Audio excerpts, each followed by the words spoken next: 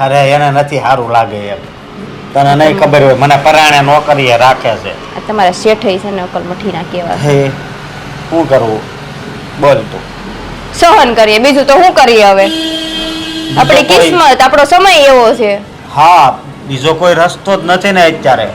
પણ આ મને તો આ પગાર ઓછા વધુ ની કઈ નથી, પણ આ જી ઈ બેયને માન આપે છે, આપણને માન નથી આપતા ને. ઈ વાત મને તને બહુ આંખના કણાની જેમ ખટકે છે. એ તો મને દુઃખ લાગે છે, પણ આપણે કોને કહેવા જાવ કે આપણને માન નથી આપતા? મેં તો બાને મોઢે કીધું, તમે ઈ બેયને જ રાખો છો.